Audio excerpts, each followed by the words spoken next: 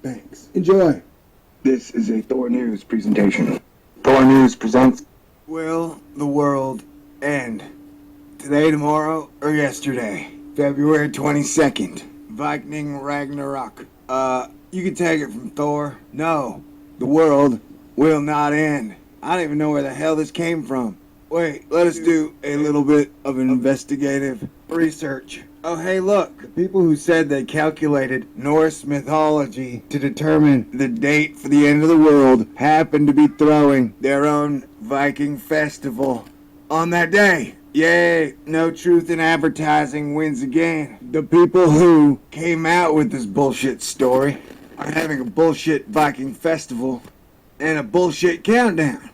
And hey, that is great marketing, man. This whole thing is stupid. Yep, super stupid. Talk about your bait and your switch, man. Somebody should make you guys eat lutefisk all freaking day, all night, sleep in a bed of lutefisk. This is just stupid. This whole thing was so hokey. BPEATHWATCH didn't even cover it, man. I'm only covering it because I'm Thor. I'm just kidding, BP. You're very good at what you do. And so we had some bullshit Mayan calendar. Woo! And now, oh hey look, the Vikings predicted this. No, it didn't. And you know what's funny? They were like, oh, some guy blew a horn, which is a metaphor for some guy blew. You know, like, I'm pretty sure that's not Heimdall's horn. Viking Apocolypse. End of the world predicted to happen on Saturday. The Viking Armageddon Ragnarok will soon be upon us. Say, Jorvik Viking Center experts. The end of the world is almost upon us. If Norse mythology is to be believed. Sounds more like if you dumbasses are to be believed as experts. Which predicts the earth will split open and release the inhabitants of the underworld on the 22nd of February. No, it doesn't. Well, sounds like this already happened, because trolls and nihilists have already overrun the world. I don't know if you stepped outside, but it's Troll Town City, buddy. God help us all. I mean, this all stems from the Elder Edda.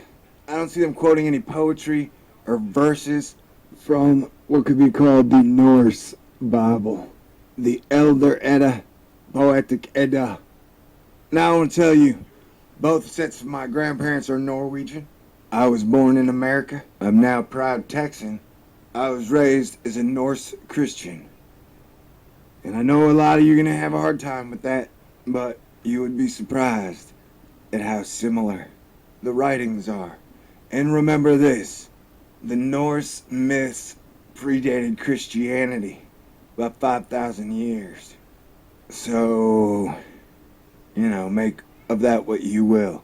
The sound of an ancient horn heard reverberating across the rooftops of York this evening is a portent of the doom and the beginning of a countdown to the Norse apocalypse.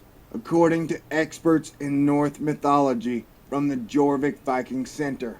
Yeah, well, comet experts predicted Iceland would be the comet of the century. We know that experts aren't exactly experts these days. The Viking apocalypse will take place in 100 days. Because some goofball blew a horn. And that horn is dumb, man. That looks like a straightened out trombone. And the funny thing is, people are going to be like, oh yeah, Norse mythology totally got it wrong. So this whole thing is stupid. Yep, super stupid.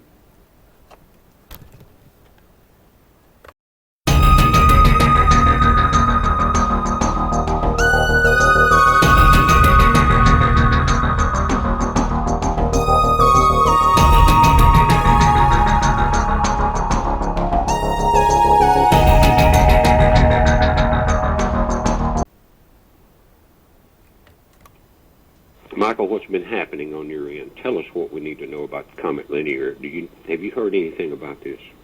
Actually, yes. Jesse, I'm shocked that you haven't. I'll tell you what. Next time you're looking at Comet Linear, about 3 degrees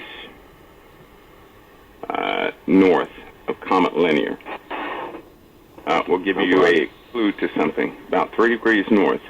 That'll give you a clue to something. I'll just say something for now. We'll entertain this something in the future. I think it's important that people really understand this, Jesse, and I'll tell you what, it's given me a sense of urgency, is this. I understand that people have been through moments in time where the end was always around the corner. It's always around the corner. I can say with the utmost certainty that we live in a time unlike any other right now. We are actually enduring these days. There will be some things, some very strange things that will happen. One, and I gave everybody this sign before, was the beautiful sky at sunset. Use your own discernment. You can find out what that is. It'll give you a good key to what's going on. Normally our atmosphere, once it gets charged up to a point, it will show the auroras will be from all over the globe, northern and southern hemispheres. When it's in the southern hemisphere, we have a problem. We have a severe problem. These comets that are passing over are directly related to some tectonic shifting, instabilities in the Earth's crust, and they also affect our sun from a distance. Notice that the sun was silent for a very long time. All of a sudden we get the slightest of largest bodies coming into our solar system, and the sun becomes active again. They know for a fact that, and they know for a fact that this will affect these large lava chambers that they're discovering now. This is important. There are 3 giant lava chambers that make Yellowstone look like a pond. 3 large ones. They're underneath the ocean floor. Of course, anything that deep has an unending source of lava because it's closer to the core of the Earth. These lava chambers are massive. Now, what they are afraid of is this. Any passing body can disrupt the our crust can be displaced just enough. And if that happens over these lava chambers, it will blow the top of the seafloor up into the air at least 2 to 4 miles. Now just imagine that for a moment. Just imagine large rocks, a large Mount Everest size cap of a lava chamber flying up into the air 3 to 4 miles. That would be destructive beyond belief. Not to mention what pushed it up are gases and lava. That would be that would just be a bad scenario. However, you'd have steam and a tsunami. You'd have more than a tsunami because you'd have an instant ash cloud beyond belief that would circle the globe in a very short time. Michael, they've registered some of the highest temperatures in the ocean in the Cayman Trench. Is that possibly one of these lava chambers? That's near. It's been so active. Oh, go ahead. Well, Jesse, here's the problem. That's near one of the lava chambers, but it's only near. It is not the lava chamber. Okay. They are so fixated on these two lava chambers, they suspected, and they wanted to get the right measurements with the passing bison to see how much crustal displacement this would cause. Well, it caused a vibration effect that was pretty massive that caused Yellowstone to be quite active. They know the passing of a larger body even closer, something is closer to the Earth than ISON was. You're looking at a 80% probability that one of these magma chambers will burst. The pressure will just be too much, and they will burst. So this has everybody worried. We're talking super volcano days. Yeah, we're talking something very real, not like this is not, see the urgency, my voice probably does not convey the urgency to this matter. We're certainly people being prepared to entertain something like this.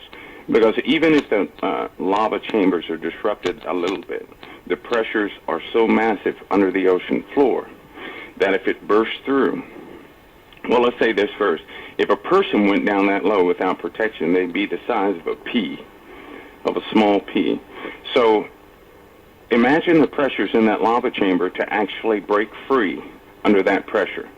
And if it breaks the surface of the water, you're looking at an event that did not come from space, but would fill our skies with ash and smoke and debris.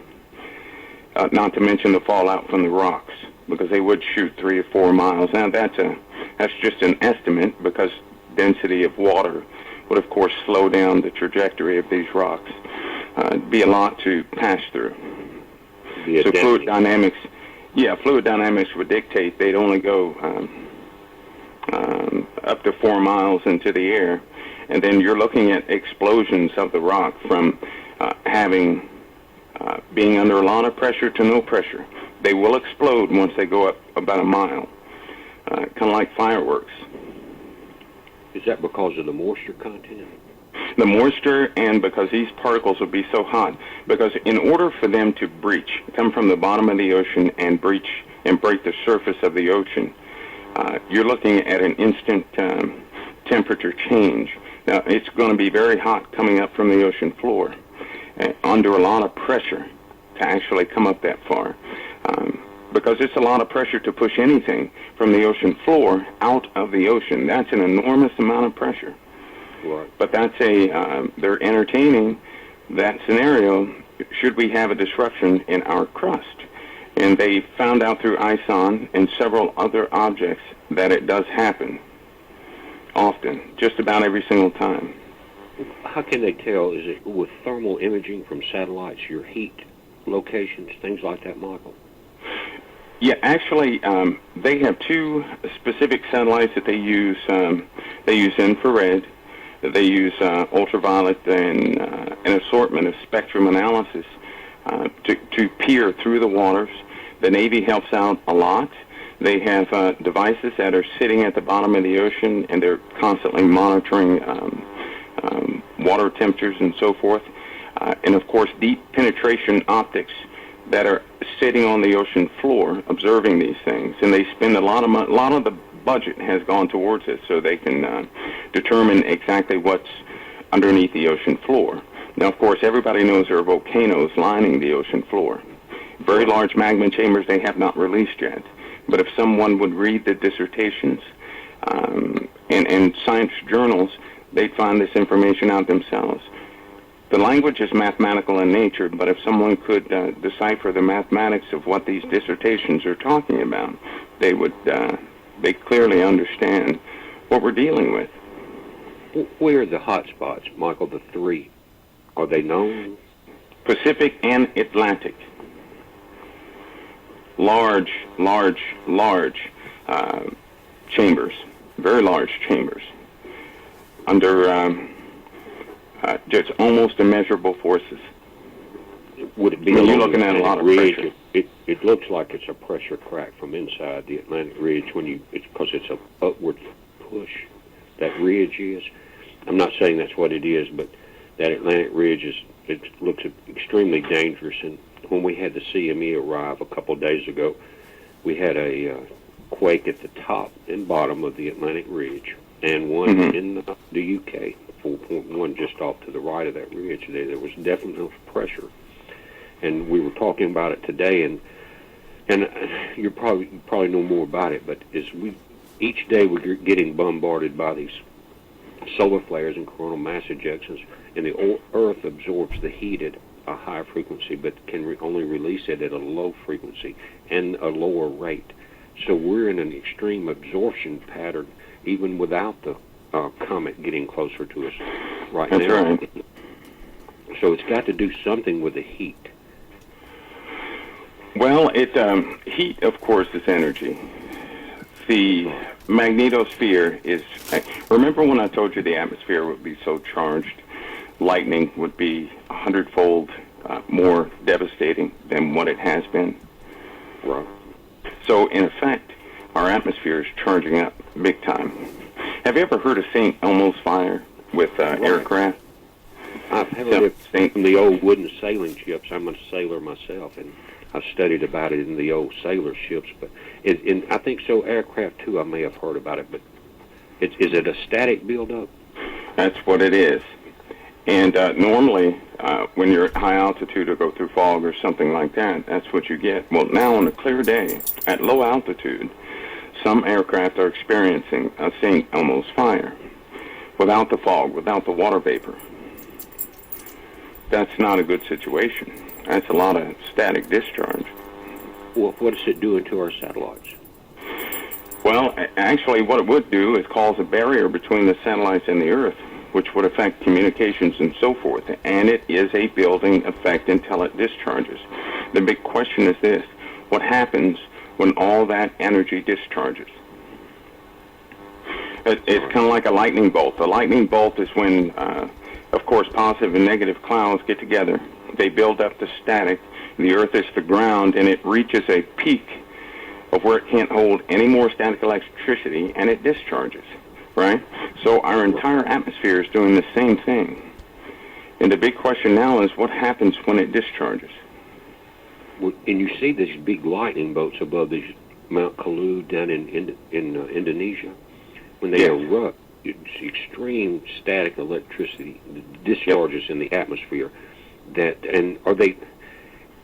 it creating a path of discharge? Is that what the volcano is doing from the upper atmosphere? Yeah, actually, underneath, when you put something under pressure, it actually has, because volcanoes and lava is full of metal, rock and minerals and so forth, right? It's molten. Right. And so when the ash comes up, the ash is actually like glass fibers. But each glass fiber is charged, kind of like rubbing a balloon on some wool or something like that. So it draws static electricity to itself. So when a volcano erupts and you see a lot of lightning, you know that the atmosphere is charged with a lot of static already. And pretty soon we're going to entertain these effects because of passing objects. Passing objects can also contribute to the static discharge in our atmosphere. That's amazing. Michael, have you seen the video with the tracking of Linear's debris field? Yes. That's not mine. I'll just show it on there. I guess it looks like radar imaging to me. But there's nothing on the media about it. And they hyped, ISUN to be the fireworks of the century, and tracking it in. I kind of figured what it was going to do, it was going to bust apart perihelion, things like that, cause a lot of solar flares. But they're too quiet about the closest comet to ever come to Earth. Something is eerily quiet about this. Well, Jesse, one of their worries are these lava chambers. Will they break or not? The models, now they do models, and Anthony Patch would really enjoy this, but they have a running model that all the data that they've collected is fed into this computer. This computer is constantly generating a model of the Earth.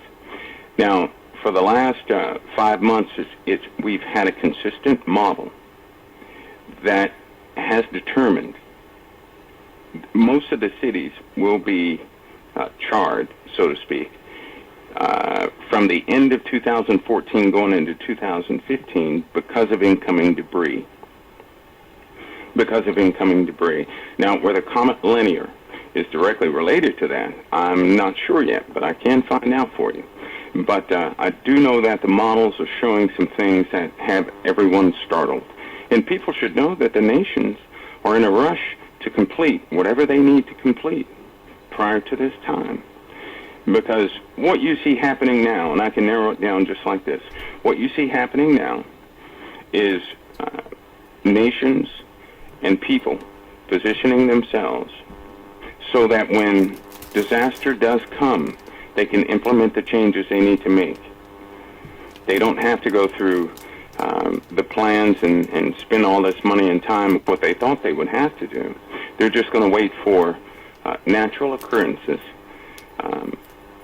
to evolve and to strive.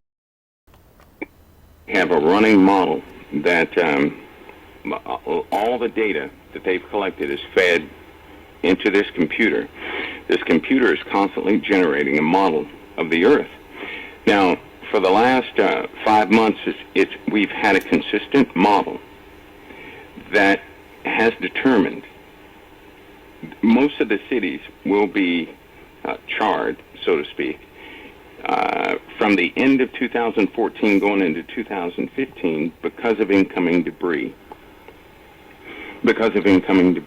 Now, whether Comet Linear is directly related to that, I'm not sure yet, but I can find out for you. But I do know that the models are showing some things that have everyone startled. And people should know that the nations are in a rush to complete whatever they need to complete prior to this time. Because what you see happening now, and I can narrow it down just like this, what you see happening now is nations and people positioning themselves so that when disaster does come, they can implement the changes they need to make. They don't have to go through the plans and spend all this money and time of what they thought they would have to do. They're just going to wait for natural occurrences to evolve and to strike Earth and cause catastrophes. And then everyone who wakes up from that horror will no longer have, they'll have to be under some type of system to continue on in life. They're not going to go through all the hard steps that they previously thought they would have to go through.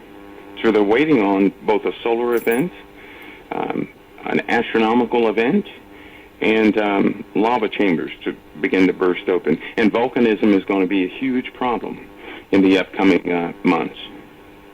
I mean, we're facing a culmination of things. You know, they're still saying that the straight line winds will be around 150 miles an hour.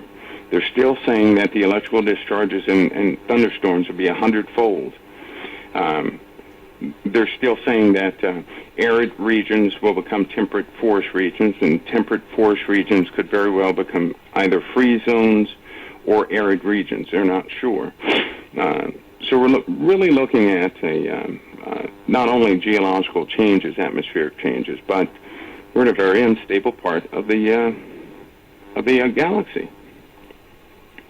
Yeah, I've got the same feeling, Michael. When I came out of White Sands, New Mexico, up in that area, you drive through that big lava bed as you're going towards Roswell. Mm-hmm. There, and it makes you think of the past that the Earth has been through, these super events like this. They were extinction-level events. Yes, they were. And they know it. The multi-industrial complex, they know these facts. They're not going to disclose the facts, but they know the facts. They know that certain events did not take thousands of years, but took weeks. That's right. It could be the 10 days of awe. I've said this before.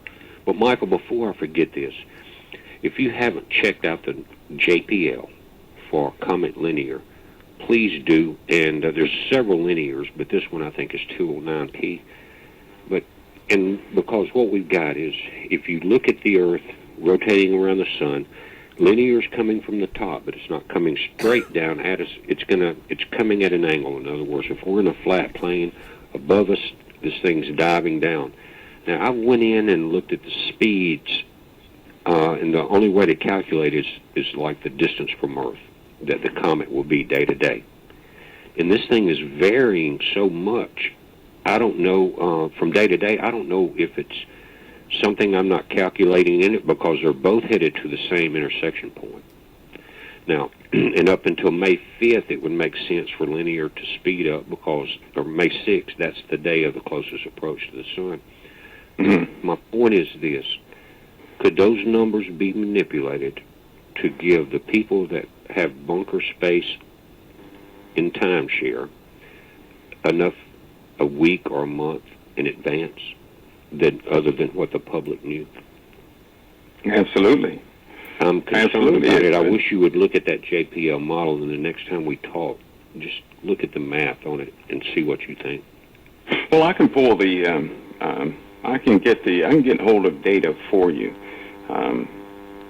Of course, that will come with discretion, but I can get a hold of data for you, so you're not solely dependent upon a model that the numbers are not updated like they should be, and they're ran by secondary calculations. So it's the JPL tool, that Java tool, is more of a educational tool anyway. So the actual data, certainly if it's going to interfere with life as we know it, it's not going to be there.